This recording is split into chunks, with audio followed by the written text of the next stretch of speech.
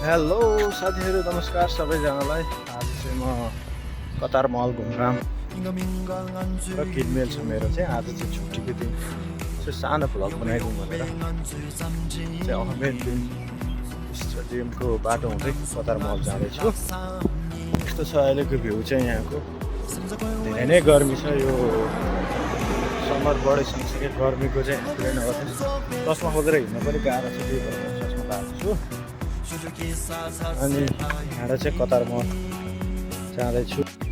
म चाहिँ यसै गइरहेको छु। एकदमै घाम चाहिँ चर्को छ होइन, हाम्रो नेपालतिर भन्दा चाहिँ डबलतिर पऱ्यो भन्नु पर्यो। धेरै नै अब हामी त धेरै समय भइसक्यौँ, लगभग 7-8 वर्ष बसेँ, काम गरिसक्यौँ यहाँ बसेर। त्यही भएर चाहिँ घुलमिल छ। अब नयाँ नयाँ मान्छेहरूलाई चाहिँ गर्मी नै लाग्छ धेरै नै। कतार मलको यात्रा चाहिँ म मेट्रो ट्राफिक हो, यो मेट्रो स्टेसन पनि हो। एउटा मेट्रो यहाँ बसिरहेको छ अनि अर्को मेट्रो आएपछि चाहिँ रिप्लेस हुन्छ। मेट्रो स्टेसन हो यो कतार मलको, अल्द्रिफा मेट्रो स्टेसन भन्छ यसलाई। अहिले म जान लागेको चाहिँ यता कतार मल साइडमा हो। हामी चाहिँ यहाँ किनमेल गर्छौँ सामानहरू। यसमा धेरै कपडाहरूको सपहरू पनि छ, ज्वेलरी पनि छ। हरेक किड्सहरूलाई चाहिने सामानदेखि लिएर सबै कुरा पाइन्छ। आएर भिजिट गर्नु होला, सपिङ गर्नु होला है त। र साथीहरू सबैजना मिलेर यो सानो सानो युट्युब च्यानलहरूलाई सब्सक्राइब गरौँ, एकअर्कामा सपोर्ट गरौँ है त। म चाहिँ लगभग आइसकेको छु कतार मल वेस्ट गेटमा। पसिना भइसकेको छु। कतार मलको भित्रको भ्यू हो। इन्ट्री हुने बित्तिकै त तपाईँहरूले देख्न पाउनुहुन्छ। यो चाहिँ लिफ्ट चढेर माथि आइसकेपछि तपाईँहरूले देख्न सक्नुहुन्छ भ्यूहरू। बच्चा खेल्ने फ्यामिलीहरू सबैजना घुम्न छ।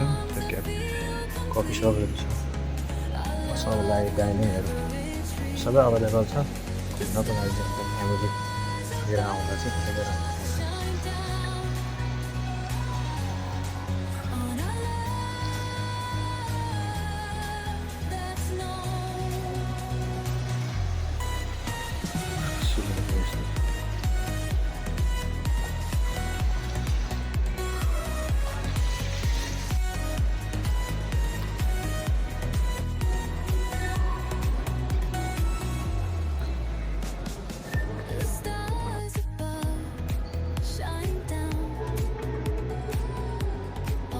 म साथीहरू लिफ्टबाट तल जाँदैछु आफ्नो किनमेलको लागि।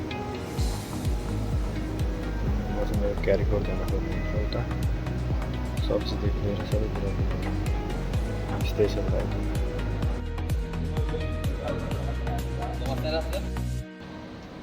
फाइनली गएँ मेरो आजको शुक्रबारको 7 र सपिङ चाहिँ सकिएको छ।